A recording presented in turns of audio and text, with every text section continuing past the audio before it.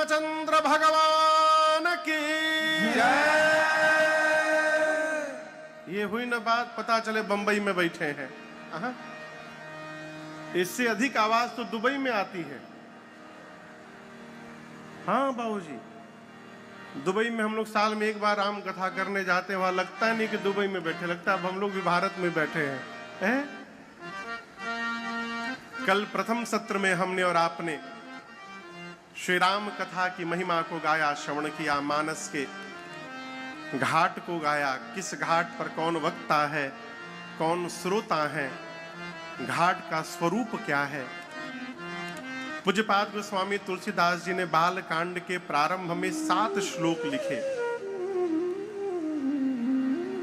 गणपति भगवान, सरस्वती जी, शंकर जी, मां पार्वती, हनुमान जी, वाल्मीकि जी, राम जी, सीता जी, सबको प्रणाम करते करते गुरु वंदना करते हैं। बंदो गुरु पद पदुम परागा, सुरुचि सुबास सरस अनुरागा। फिर गोस्वामी जी ने ब्राह्मणों की वंदना की, संत समाज की वंदना की, और तो और गोस्वामी जी ने दुष्टों की भी वंदना की। एक श्रोता ने मेरे से प्रश्न किया, महाराज गोस्वामी जी ने दुष्टों को क्यों प्रणाम किया? जो संत हैं उनको तो ठीक है, संत को दंडवत कर रहे हैं। जो संत नहीं है, जो दुष्ट प्रकृति के हैं, उनको बाबा ने क्यों प्रणाम किया? तो समझिएगा, जब गोस्वामी जी पहले ही कह दिए हैं कि सिय राममय सब जग जानी, करऊं प्रणाम जोरे जुग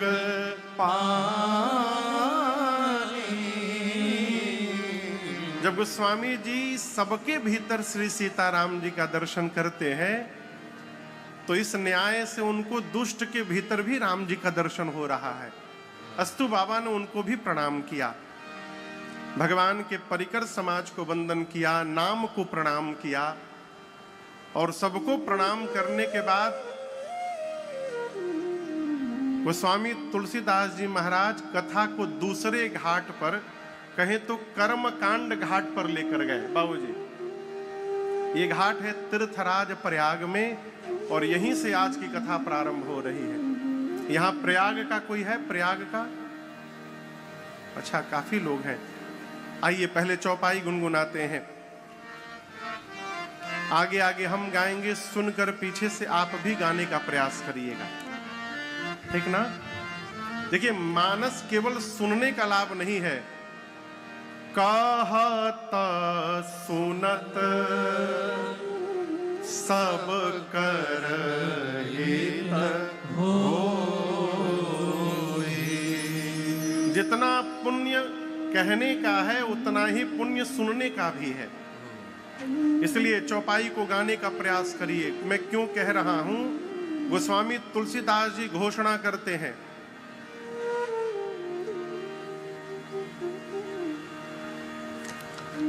ये कागज दिखाई दे रहा है आपको?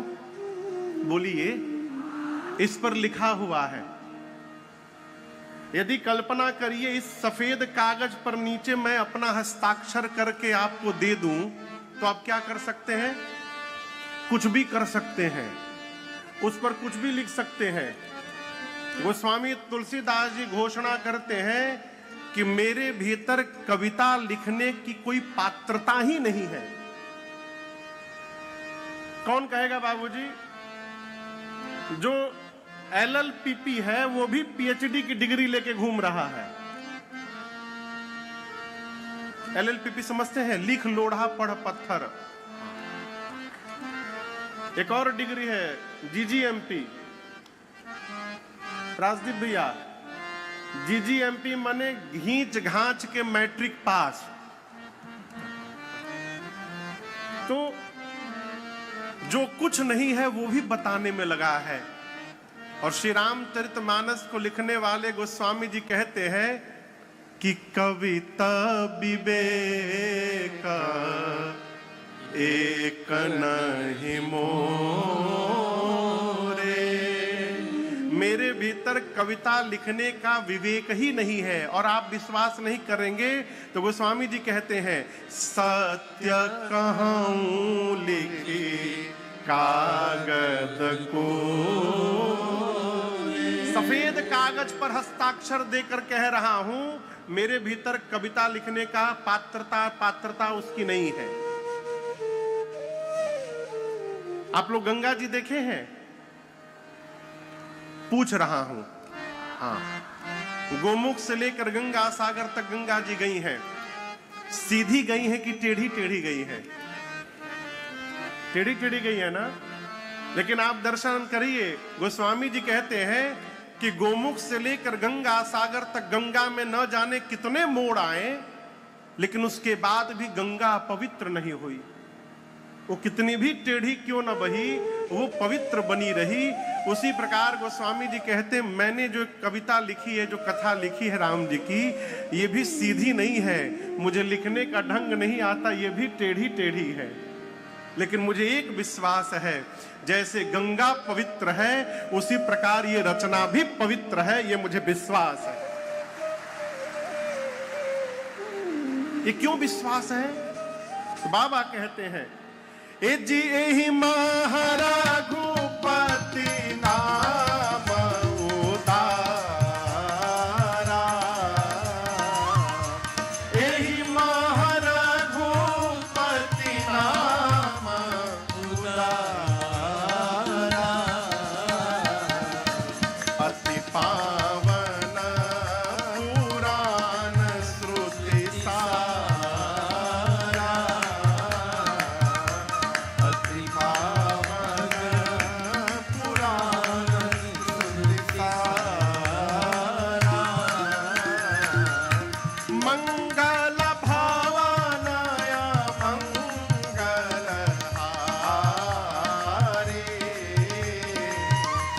मंगल भावनाय मंगलहारी,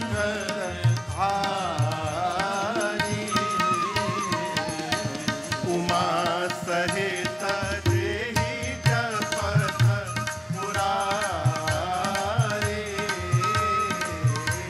उमा सहित देहि जपत मुरारी, उमा सहित देहि जपत मुरारी, हाँ, उमा सहित देहि जपत मुरारी। गोस्वामी जी कहते हैं कि मेरी कविता टेढ़ी मेढ़ी है, परंतु मुझे विश्वास है ये पवित्र है। कारण, क्योंकि श्री रामचरितमानस के प्रत्येक चौपाई में बाबा कहते हैं, एहि महारघुपति नाम उदारा। इस मानस के प्रत्येक चौपाई में श्री राम जी का नाम समाहित है। प्रत्येक पंक्ति में राम कैसे लिखते हैं? बोलिए। अंग्रेजी में नहीं, हिंदी में। र आ की मात्रा और म, राम। आप मानस की कोई भी चौपाई उठा लीजिए, उसमें र मिलेगा, आ की मात्रा मिलेगी और म मिलेगा। कोई भी चौपाई उठा लीजिए, अभी जो चौपाई गाए उसी में देख लीजिए। एहि महारघुपति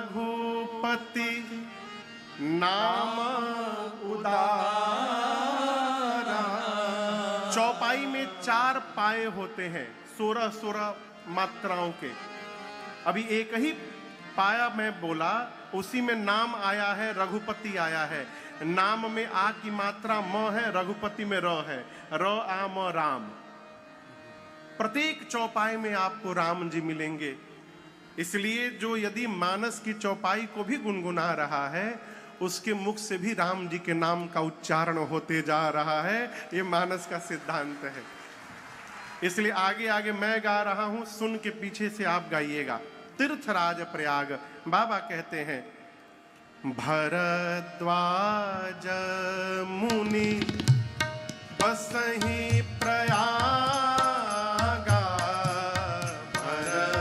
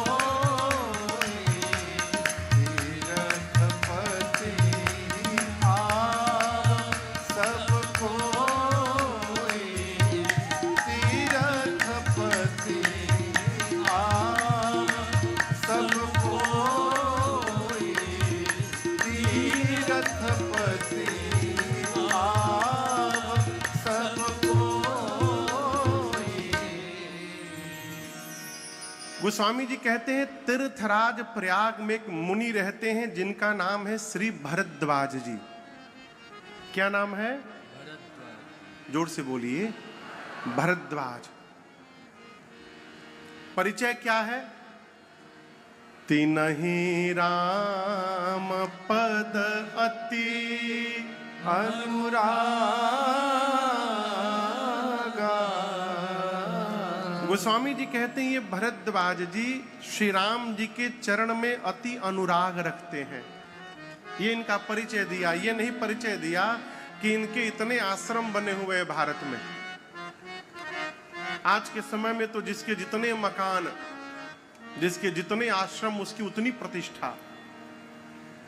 लेकिन हम आपसे एक निवेदन करें माई बाप, जीवन का वास्तविक परिचय यदि है, आप यदि सड़क पर चल रहे हैं और आपको कोई देख कर ये कहे कि ये देखिए भगवान के भगत जी जा रहे हैं, ये मनुष्य के जीवन का सर्वश्रेष्ठ परिचय है।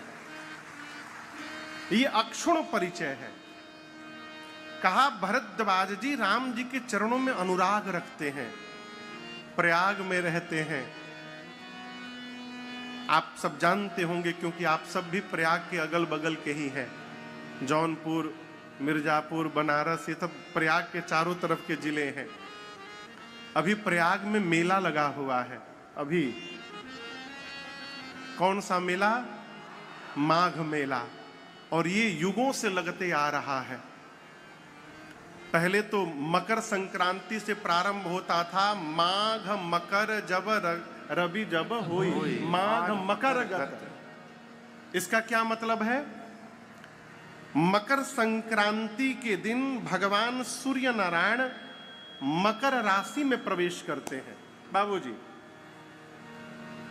उस दिन भगवान सूर्य अपने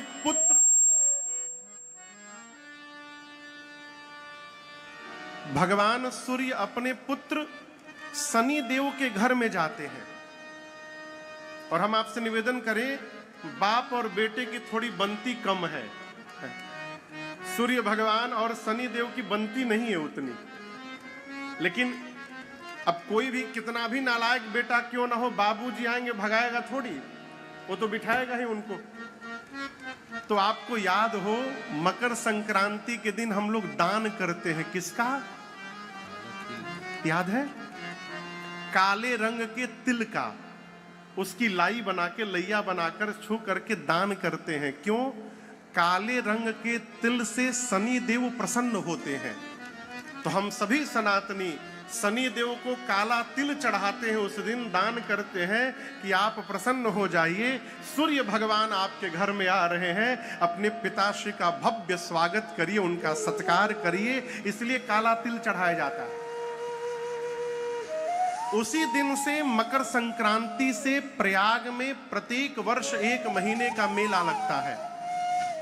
अभी तो उत्तर प्रदेश की सरकार पूरी व्यवस्था करती है मेला की,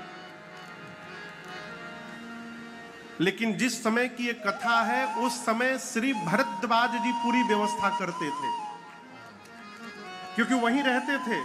तो वो सभी मुनियों के लिए कि आप अपनी कुटिया यहां पर बनाइए, आप अपनी कुटिया वहां बनाइए, सबकी व्यवस्था भरद्वाज जी करते थे। और जब मेला समाप्त होता था तो सारे मुनि भरद्वाज जी से मिल करके कि आपने बड़ी दिव्य व्यवस्था की हमारी, अब विदा करिए, हम अपने आश्रम जा रहे हैं। तो 1 माह रहने के बाद जब सभी ऋषि मुनि अपने आश्रम लौटने लगे, तो उन मुनियों में एक मुनि है जिनका नाम है याज्ञवल्क्य। क्या नाम है? जोर से बोलिए, बहुत टेढ़ नाम है। शुद्ध लिखने जाइए यदि हिंदी में तो य में आ की मात्रा या, ज्ञ, व, आधा ल, आधा क और य। शुद्ध उच्चारण करिए तो जिभ्ये टेढ़ हो जाएगी। याज्ञवल्क्य। गोस्वामी जी बोले इतना टेढ़ नाम है इनका, नाम को और सरल करो। तो गोस्वामी जी कहते हैं, जागबलिक मुनि परमा विवेकी। उस स्वामी जी याज्ञवल्क्य जी को कहते हैं जागबलिक मुनि, परम विवेकी हैं। जब उन्होंने भरद्वाज जी से विदा मांगा तो भरद्वाज जी पांव पकड़ लिए, कहे मुनिवर सब जा रहे हैं, आप न जाइए। अभी आदर पूर्वक रोका, अपने आश्रम में ले जाकर बिठाया, उनका पांव पखारा, उनका पूजन किया और बोले मुनिवर मेरे मन में एक संशय है और मैं जानता हूं कि मेरे संशय को आपको छोड़कर कोई दूर नहीं कर सकता है। याज्ञवल्क्य ऋषि पूछे क्या संशय है आपको? और मैं आपको बताऊं, जब आप संशय सुनिएगा तो आपको भी हंसी आएगी। मालूम है भरद्वाज जी ने क्या पूछा? प्रभु राम कवन प्रभु पूछा तो ही। क्या कहा राजदीप भैया जी? राम जी कौन है? क्या पूछा? राम जी कौन है? आप में से कौन है जो राम जी को नहीं जानता? हाथ खड़ा करे। बाबू जी कोई हाथ नहीं उठा रहा है। और इतने बड़े महात्मा हैं, ये कह रहे हैं कि राम जी कौन है। और आगे सुनिए, कहते हैं एक राम जी को मैं भी जानता हूं, अयोध्या वाले महाराज श्री दशरथ जी के पुत्र राम। उनकी पत्नी सीता का हरण हुआ, उनको क्रोध आया, युद्ध में जाकर उन्होंने रावण का अंत कर डाला। उन राम जी को तो मैं जानता हूं। याज्ञवल्क्य ऋषि बोले जब जान रहे हैं तो पूछ क्यों रहे हैं? भरद्वाज जी बोले मुनिवर मेरा प्रश्न है कि जिस राम जी को मैं जानता हूं, क्या शंकर भगवान भी उन्हीं राम जी का नाम जपते हैं? कि शंकर जी जिनको दिन भर राम राम राम राम कहते हैं वो कोई और राम है, और मैं जिनको जानता हूं ये कोई और राम है। ये दोनों एक ही राम है कि दोनों अलग अलग राम है? आप बताइए, एक ही है कि अलग अलग है? हाँ, तो यदि आपको पता है तो क्या भरद्वाज जी को नहीं पता होगा? क्यों पूछा ऐसा प्रश्न? यहां दर्शन करिए। माई बाप, मैं परसों राजदीप भैया से गाड़ी में कह रहा था आते समय कि भैया भगत वही है जो कोई भी बात करे तो उसमें से भगवान की कथा निकल के बाहर आ जाए। ये भक्त का लक्षण है। भक्त यदि जगत की भी चर्चा करता है तो उसमें कहीं ना कहीं भगवान खड़े होते हैं, और जो भगत नहीं है उसको कथा में ला के बिठा दीजिए, ऐसा प्रश्न पूछ देगा कि चलती हुई कथा बंद हो जाएगी। भरद्वाज जी के प्रश्न को सुनकर याज्ञवल्क्य ऋषि गदगद हो गए। कहते मुनिवर जागबलिक बोले मुँह सुखाए, जागबलिक बोले मुँह सुखाए, तुम ही विदित रघुपति प्रभु पाए, तुम ही विदित रघुपति प्रभु पाए।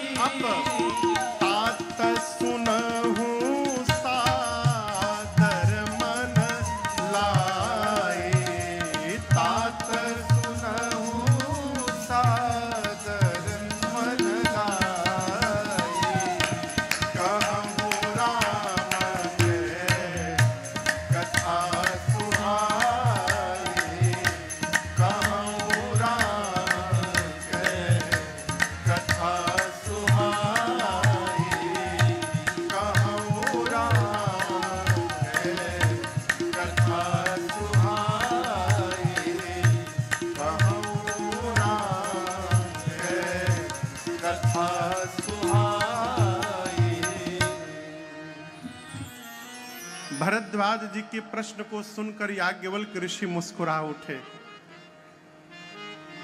कहे मैं आपकी चतुराई समझ गया मुनिवर। भरद्वाज जी पूछे कौन सी चतुराई? बोले आप राम जी की गूढ़ कथा सुनने के लिए मूढ़ बन करके मेरे से प्रश्न पूछ रहे हैं, ये आपकी चतुराई है। आप समझ रहे हैं इस बात को जी? ये प्रसंग कह रहा है जीवन में यदि कुछ प्राप्त करना है तो उसके पहले अपने को रिक्त मानना पड़ेगा। रिक्त यानी खाली। जब तक आप ये नहीं समझेंगे कि हम खाली हो गए हैं तब तक कुछ भरने वाला नहीं है। और खोल कर यदि कहें तो अपने से विद्वान के आगे मूर्ख बन करके बैठना चाहिए। विद्वान के आगे विद्वान बनिएगा ना तो कुछ प्राप्त होने वाला नहीं है। बाबूजी हम एक जगह कथा गा रहे थे, बहुत पहले की बात, 10 साल हो गया। तो कथा के बाद एक व्यक्ति आए कमरे में डायरी पेन लेकर और बोले महाराज आज 3 घंटे में आपने लगभग 10 गलत शब्द बोले हैं। वो बकायदे पूरा लिस्ट बनाए थे। आपने ये शब्द गलत बोला, ये गलत बोला, ये गलत बोला। वो जब हमको दिखाए तो हमको हंसी आ गई। तो बोले हंस क्यों रहे हैं? हमने कहा बाबूजी अमृत बह रहा था पंडाल में, आप अमृत छोड़कर गलती ढूंढने में 3 घंटा बर्बाद कर दिए। हम क्या बोले आपको? कई लोग ये भी देखने आते कि महाराज का गलत बोलत है, और वो पूरा समय गलती ढूंढने में निकाल देते हैं। जीव है हो बसर गलती का पुतला है, ये अक्सर हो ही जाती है। जीव है, जीव का स्वभाव है गलती करना। गलती ढूंढिएगा तो भगवानों में गलती दिखाई पड़ेगा, और अच्छाई ढूंढिएगा तो रावण के भीतर भी अच्छाई का दर्शन हो जाएगा। अपने से विद्वान के आगे ना मूर्ख बन के बैठिए, तब कुछ प्राप्त होगा जीवन में। और ये स्वभाव आएगा कैसे? केवल और केवल सत्संग से। देखिए कहां कैसे रहना है इसको विवेक कहते हैं। इसको क्या कहते हैं? जोर से बोलिए, विवेक। अविवेक दुनिया के किसी भी विद्यालय यूनिवर्सिटी में मिलने वाला नहीं है।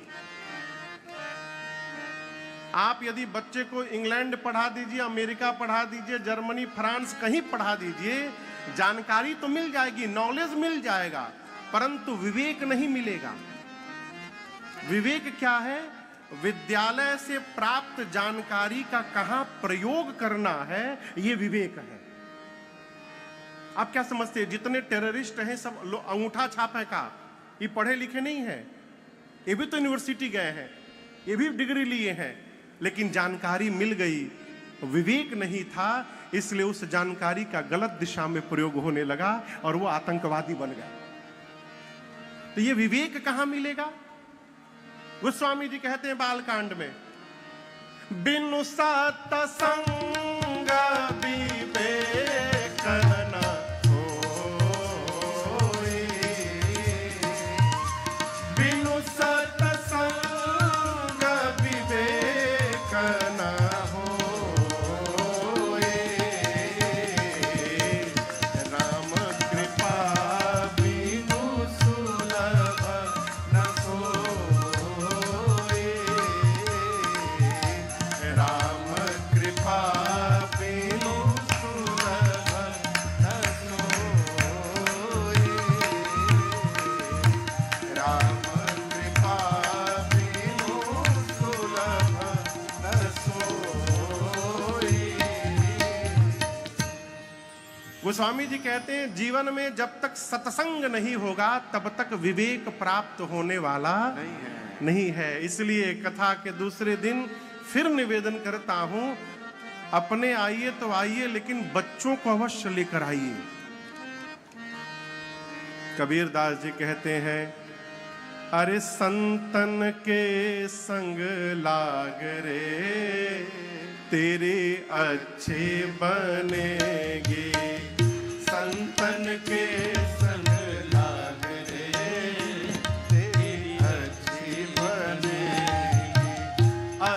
बनेगी तेरी बढ़िया बनेगी, अच्छी बनेगी तेरी बढ़िया बनेगी, अच्छी बनेगी तेरी बढ़िया बनेगी, अच्छी बनेगी तेरी बढ़िया बनेगी। खुल जाएंगे तेरे भाग रे, हाँ खुल जाएंगे तेरे भाग रे, तेरी अच्छी बनेगी, संतन के संग लाग रे, तेरी अच्छी बनेगी, संतन के संग लाग रे, तेरी अच्छी बनेगी।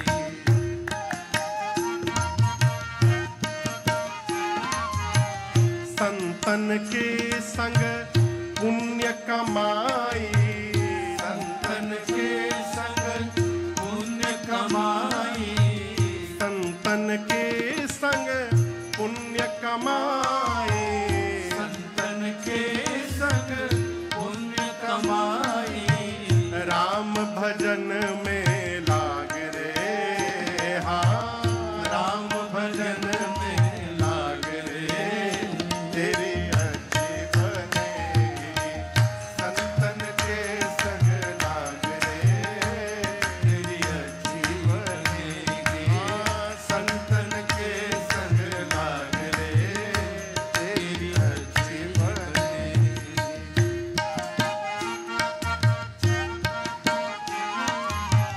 ध्रुव की बनी प्रहलाद जी की बन गए, ध्रुव की बनी प्रहलाद जी की बन गई, ध्रुव की बनी प्रहलाद जी की बन गए, ध्रुव की बनी प्रहलाद जी की बन गई। कैसे राम चरण अनुराग रे, हाँ राम चरण अनुराग रे, तेरी अच्छी बनेगी, संतन के संग लाग रे, तेरी अच्छी बनेगी, हाँ संतन के संग लाग रे, तेरी अच्छी बनेगी।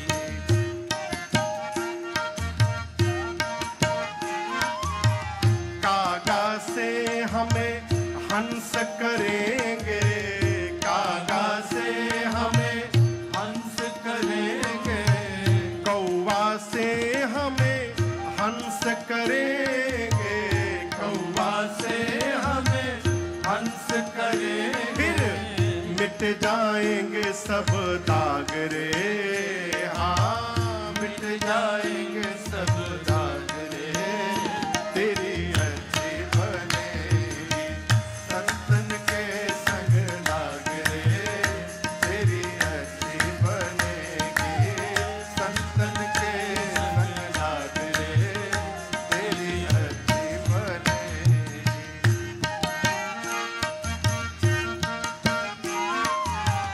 मोहनिशा में कब से सोया, मोहनिशा में कब से सोया, इसमें उसमें अब तक खोया, इसमें उसमें अब तक खोया, जाग सके तो जाग रे, हाँ जाग सके तो जाग रे, तेरी अच्छी बनेगी, संतन के संग लाग रे, तेरी अच्छी बनेगी, संतन के संग लाग रे, तेरी अच्छी बनेगी।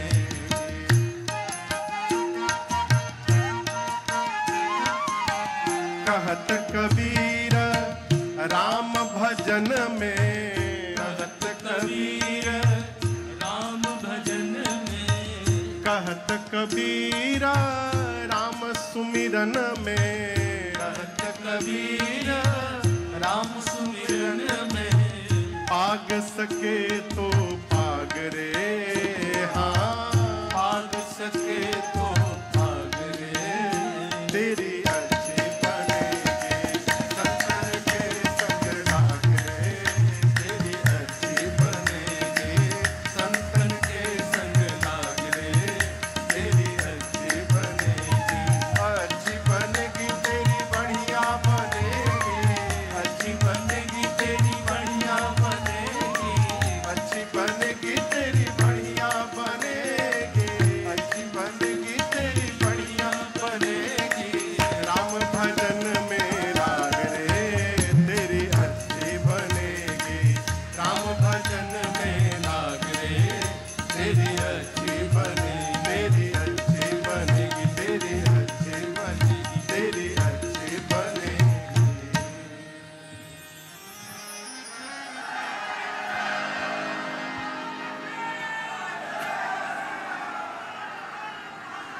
अरे राम चरण अनुराग रे, तेरी अच्छी बनेगी। बिना सत्संग के विवेक जीवन में प्राप्त होने वाला नहीं है।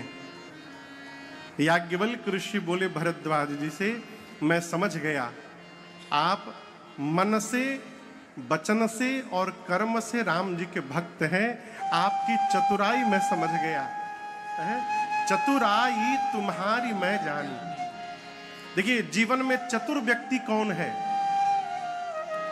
जो बिना किसी कारण के भगवत दर्शन का, संत दर्शन का, कथा श्रवण का, अनुष्ठान का, परमार्थ का रचना बना डाले, वो इस जगत में चतुर व्यक्ति है। उसको बाबूजी चतुर कहा गया। उत्तरकांड में तो गोस्वामी जी कहते हैं, जो भगवत नाम को ऑफिस में रहते रहते 2 मिनट राम राम राम राम राम राम फिर काम करने लगा, जो ऐसे कर रहा है वो सबसे अधिक चतुर व्यक्ति है। जो साधन में लगा हुआ है भगवत नाम के, वो चतुर व्यक्ति है। कहते, मैं आपकी चतुराई समझ गया, आप राम जी की कथा सुनना चाहते हैं। भरद्वाज जी, कथा तो सुनाऊंगा, लेकिन उसके बीच में एक दूसरी कथा सुना रहा हूं। कौन सी कथा?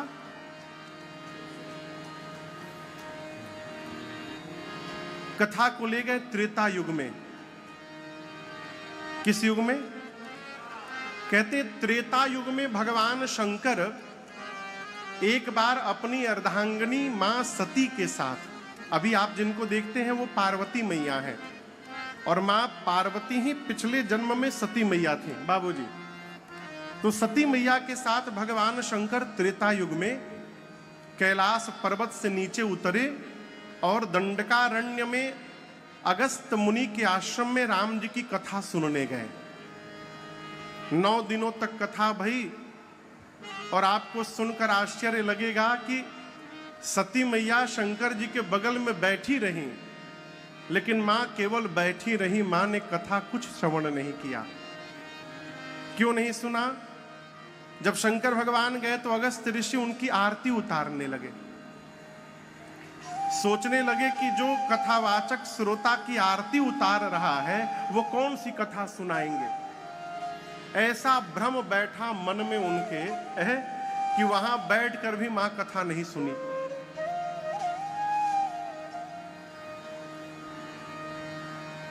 सोनू जी, ये पूरा हिल रहा है। हाँ, उसको कल लकड़ी कटवा करके फिर रखवाइए। इधर कोई आए जाए ना भैया, वो प्लाई है ना, पूरा वाइब्रेट करके पूरा हिल रहा है एकदम। कल कटवा करके हम आके काट देंगे, कोई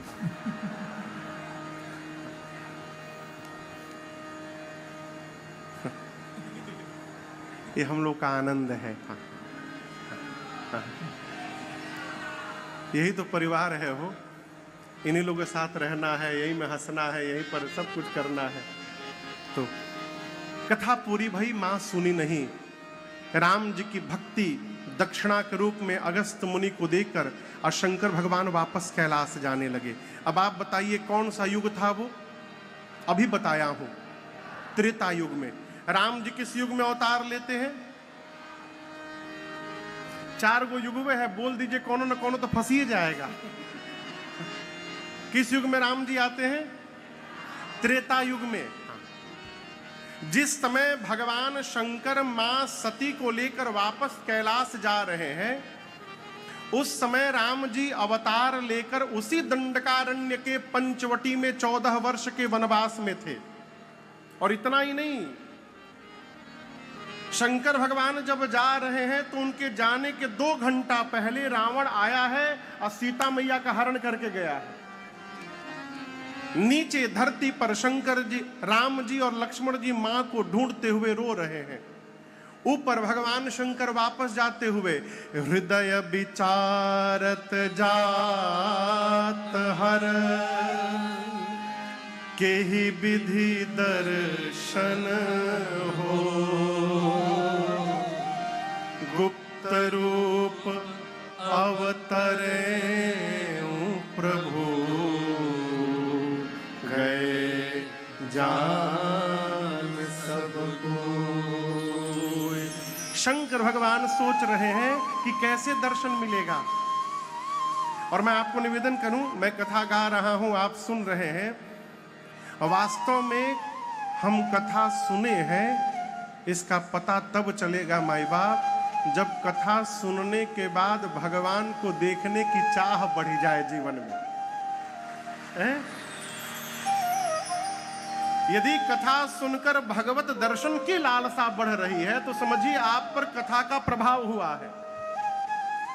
बाबूजी शंकर जी वापस कैलाश जा रहे हैं, नीचे राम जी सीता मैया को ढूंढते हुए रो रहे हैं। शंकर भगवान सोचे यदि राम जी का दर्शन मिल जाए तो आनंद हो जाए। तब तक भगवान दिखाई पड़ गए। ए जी शंभु समायते ही राम हे देखा, शंभु समायते ही राम देखा,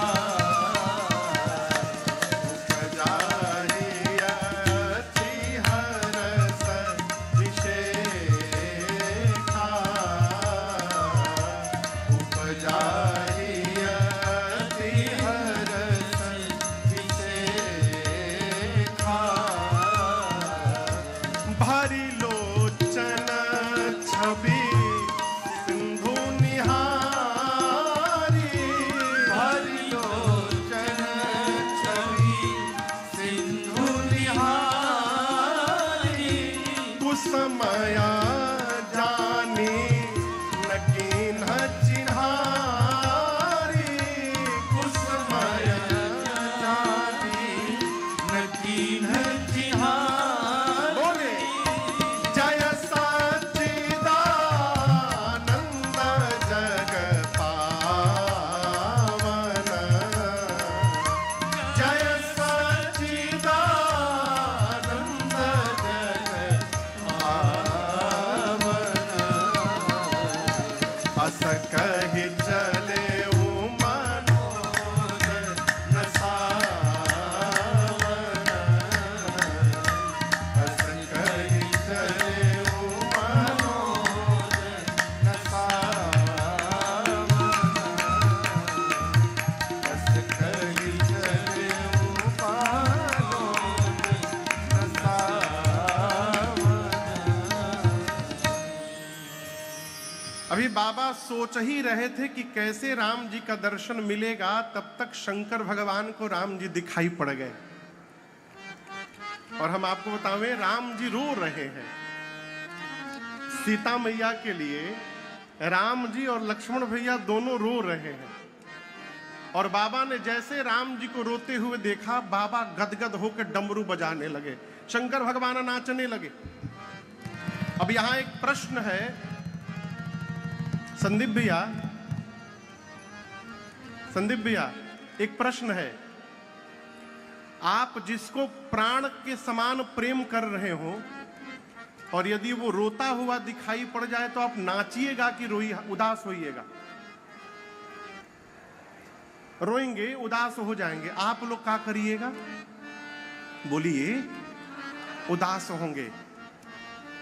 शंकर भगवान के भगवान है राम जी, और राम जी रो रहे हैं, लेकिन रोते हुए राम जी को देखकर शंकर जी न रोए न उदास हुए, डमरू बजा के नाचने लगा। बाबा गदगद हो गए। ऐसा क्यों किए? आपको उदाहरण दे रहा हूं। कल्पना करिए, किसी पिता का बेटा किसी थिएटर में नाटक में हो, प्ले में रोल मिला हो बेटे को, और एक दिन पिता चला गया थिएटर में बेटे का प्ले देखने। मंच पर नाटक चल रहा है, उसका बेटा सामने अभिनय कर रहा है, और ऐसा अभिनय किया बेटे ने कि पूरे थिएटर में बैठे लोग रोने लगे उस सीन को देख करके। पूरा थिएटर रो रहा है। लेकिन हम आपको बताऊं, थिएटर तो रोएगा लेकिन लड़के का पिता नहीं रोएगा। वो जितने लोग रोएंगे वो उतना अधिक गदगद होगा। क्या क्या अद्भुत नाटक किया मेरे बच्चे ने, सारे लोग रो रहे हैं, वो पिता गदगद होगा। उसी प्रकार जब राम जी रोने लगे तो शंकर भगवान भी गदगद हो गए, बोले वाह प्रभु क्या अद्भुत नाटक कर रहे हैं आप, अद्भुत, ऐसा लग रहा है कि सही में प्रभु रो रहे। जय हो प्रभु। शंकर भगवान बोले बोलिए सच्चिदानंद भगवान की जय। 3 बार जय जयकार किए सच्चिदानंद भगवान की। ऐसे ही जय जयकार होगा। सच्चिदानंद भगवान की जय। सच्चिदानंद भगवान की जय। सच्चिदानंद भगवान की जय। 3 बार जय जयकार करके शंकर भगवान सती मैया के साथ आगे बढ़ गए। अब दर्शन करिए, बाबूजी कहीं जा रहे हो दोनों भैया के साथ में, अब बाबूजी यदि किसी को प्रणाम करे ना तो इन दोनों भैया को ये पूछने का अधिकार नहीं है कि पिताजी हम भी प्रणाम करें कि न करें। इनको पूछना चाहिए कि करना चाहिए? करना चाहिए। पति किसी को प्रणाम कर रहा है तो पत्नी को ये नहीं सोचना है कि मैं करूं कि न करूं। शंकर भगवान ने राम जी को जय सच्चिदानंद भगवान कह के प्रणाम किया और इसी प्रणाम ने सती मैया को भ्रम में डाल दिया। सती मैया बोली नहीं नहीं, इम्पॉसिबल, ये भगवान नहीं हो सकते। कहीं भगवान भी पत्नी के लिए रोते हैं? और ये राम जी यदि भगवान है तो इनको पता नहीं है कि मेरी पत्नी कहाँ है? नहीं, ये भगवान नहीं है। मैं शंकर भगवान, ये प्रभु भी किसको प्रणाम कर रहे हैं? पूरा जगत शिव को नमस्कार करता है और शिव ने आज एक जीव को प्रणाम किया है, वो भी सच्चिदानंद बोलकर। ये भगवान नहीं हो सकते। ऐसा भ्रम बैठा दिमाग में। शंकर भगवान समझाने लगे, देवी जिनकी कथा अगस्त्य मुनि ने हम लोगों को सुनाई, जिनकी भक्ति मैंने अगस्त्य मुनि को दक्षिणा के रूप में दी, ये मेरे वही इष्ट प्रभु श्री राम है, आप भी प्रणाम कर लीजिए। सती मैया कुछ नहीं की। अंत में शंकर भगवान थक गए। लाग न उर उपदेश जदपि कहो शिव बार बहु, बोले बिहसी महेश हरि माया बल जान जिय।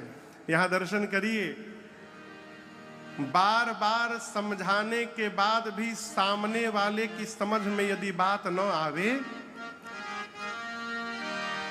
हमारे तो महाराज श्री कहते हैं बाबू, किसी को भी 3 बार समझाना चाहिए। कितनी बार? बोलिए। समझने वाला 3 बार में ही समझ जाता है, और यदि 3 बार में भी नहीं समझ में बात आ रही है तो 4थी बार उनको न समझाइए, अपने को समझा लीजिए।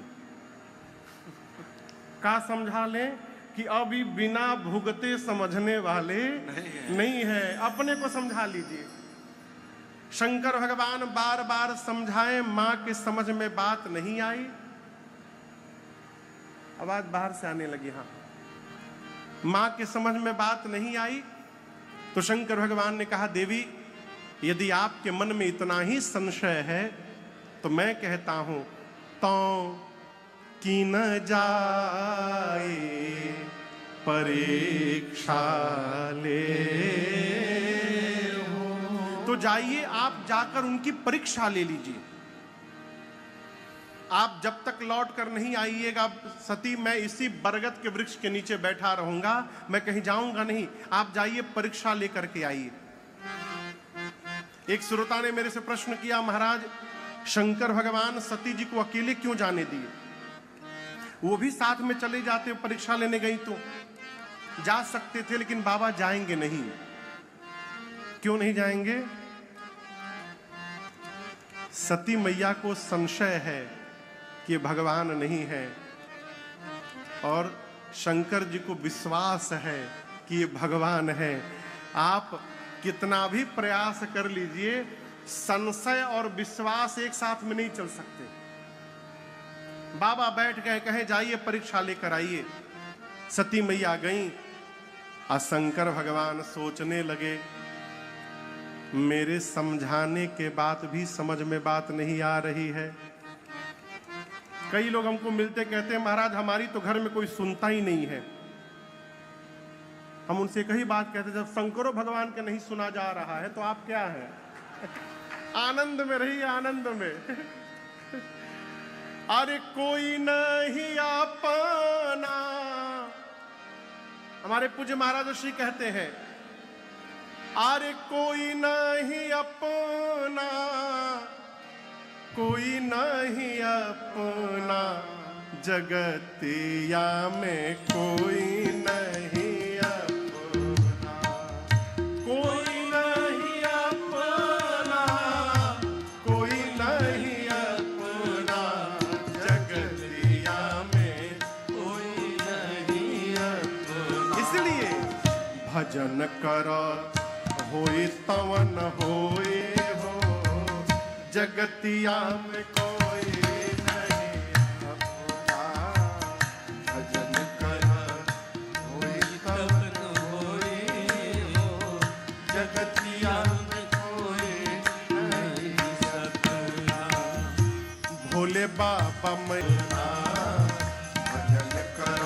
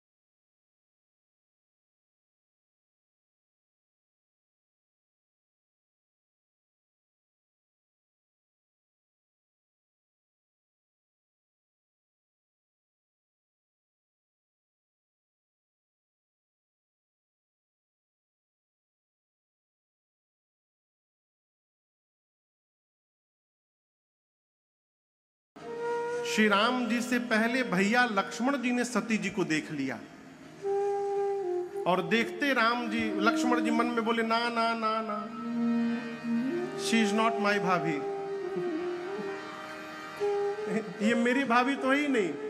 क्यों? लक्ष्मण जी बोले, मेरी भाभी कभी भी भैया के आगे आगे नहीं चलती हैं, वो हमेशा भैया के पीछे पीछे चलती हैं। ये आगे आगे चल रही हैं। और ध्यान से देखा लक्ष्मण जी ने, अरे ये तो उमा है, उमा मेरी भाभी का रूप बना के घूम रही हैं, लगता है कि कोई विशेष लीला चल रही है राम जी की। लक्ष्मण जी मौन हो गए।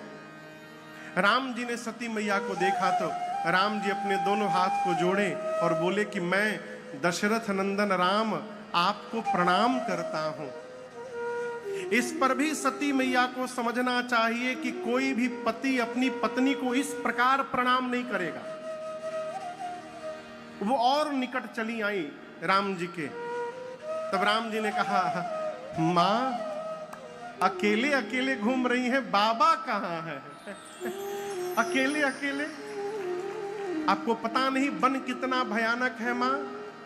सीता को मैंने थोड़ी देर के लिए अकेला छोड़ा, कोई हरण करके ले गया, आप भी अकेले घूम रही हैं। अब जैसे सती मैया ने वाक्य सुना न हो, सती मैया के पांव के नीचे से धरती खिसक गई, धरती खिसक गई। अपनी अज्ञानता का बोध हुआ कि अपनी अज्ञानता के कारण आज मैंने भगवान पर संशय कर लिया। निज अज्ञान राम पर आना, जगत पिता में सुत कर जाना। मैं शंकर कर कहा मैं शंकर कर कहा न माना। निज अज्ञान राम राम पर आना। एक शब्द कहे बिना सती मैया राम जी से उल्टे पांव शंकर भगवान के पास गई। जैसे बाबा के पास गई मां ने,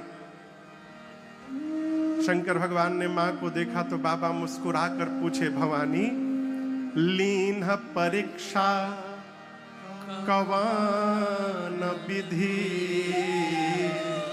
कहू सत्य सब। आपको एक बात बताऊं, शंकर भगवान भी परेशान है कि वो विधि कौन सी है जिससे भगवान की परीक्षा हो जाए, उनको भी नहीं मालूम। इसलिए बाबा ने कहा कि सीधे विधि बताइए, किस विधि से आपने परीक्षण किया उनका। सती मैया तो सत्य बताने वाली है, परंतु जिस माया का रूप बनाया था उसी माया ने सिर पर आसन जमाया है, और उस माया के कारण मां के मुख से असत्य निकल गया और सती मैया बोल पड़ी, प्रभु आप परीक्षा कह रहे हैं, कछु न परीक्षा लेना गोसाई, कछु न परीक्षा लेना गोसाई। बाबा बोले फिर क्या किया, कीन्हा प्रणाम तुम्हारी ही नाई, कीन्हा प्रणाम तुम्हारी ही नाई। तब शंकर देख्यूं धरि ध्याना, तब शंकर देख्यूं धरि ध्याना। सती जो कीन्हा चरित सब जाना, सती जो कीन्हा चरित सब जाना, सती जो कीन्हा चरित सब सब जाना। मां ने कहा, प्रभु मैंने कोई परीक्षा नहीं ली उनकी। बाबा पूछे फिर क्या किया। मां बोली जो आपने किया। किसी की भी परीक्षा लेने के लिए पास में जाना पड़ेगा ना, तब न परीक्षा लेंगे। सती मैया बोली जैसे आपने दूर से प्रणाम किया था उनको, मैं भी पास नहीं गई, दूर से प्रणाम करके चली आई। शंकर भगवान मन में सोचे असंभव, हो नहीं सकता। इतना समझाया, समझ में बात नहीं आई और अपने आप बिना परीक्षा लिए चली आई। बाबा तुरंत ध्यान में गए और ध्यान में जाकर शंकर जी ने सब देख लिया। क्या देख लिया? सती कीन्ह सीता कर वेसा। भगवान शंकर ने देखा कि सती जी ने सीता मैया का वेश बना लिया था। और आपको बताऊं, बाबा को बड़ा कष्ट हुआ, बहुत दुख हुआ। लेकिन यहां इस पूरे प्रसंग में जो सबसे मूल विषय है, मैं आपसे निवेदन करूं, कल्पना करिए आपके साथ यदि ऐसी घटना घट जाए तो आप सामने वाले में दोष देखेंगे कि नहीं देखेंगे? मैं पूछ रहा हूं बाबूजी कि मैं कहा मेरे से झूठ कहा जा रहा है, आप दोष देखेंगे ना? लेकिन इस पूरे प्रकरण में शंकर भगवान ने सती जी का दोष नहीं देखा। शंकर भगवान कहते हैं मन में कि मेरी सती मेरे से झूठ नहीं बोल सकती, लेकिन आज सती जी ने बोला है, शंकर जी जानते हैं। तो बाबा कहते हैं मन में कि मेरी सती ने मेरे से झूठ नहीं बोला है, ये राम जी की माया ने मेरी सती से झूठ कहलवाया है। इसमें सती का कोई अपराध नहीं है। प्रेरी सती ही जही झूठ कहा। ये कथा कह रही है कि यदि हम दोष देखना बंद कर देंगे ना, तो हमारा भी संबंध जीवन पर्यंत बना रहेगा, वो कभी समाप्त नहीं हो सकता। संबंध समाप्त ही होता है दोष दर्शन से। इतनी बड़ी घटना के बाद भी शंकर जी ने दोष नहीं देखा। कहते हैं ये राम जी की माया ने झूठ कहलवा दिया है। लेकिन अब समस्या क्या है, शंकर भगवान सोचते हैं कि जब जब सती मेरे सन्मुख आएंगी, मुझे यही स्मरण में आएगा कि सती ने मेरी मां का रूप बनाया था, और जिसको देखने के बाद मां याद आएगी, उसके साथ मैं गृहस्थ धर्म का निर्वाह कैसे करूंगा? इनका त्याग नहीं कर सकता हूं, प्रिया है, अब इनके साथ गृहस्थ आश्रम में रह नहीं सकता हूं, भक्ति कलंकित होगी मेरी। अब ऐसा मन में द्वंद आया भगवान शंकर के। बाबा ने तुरंत राम जी के चरणों का स्मरण किया और मन में संकल्प कर लिया, एहि तन सती ही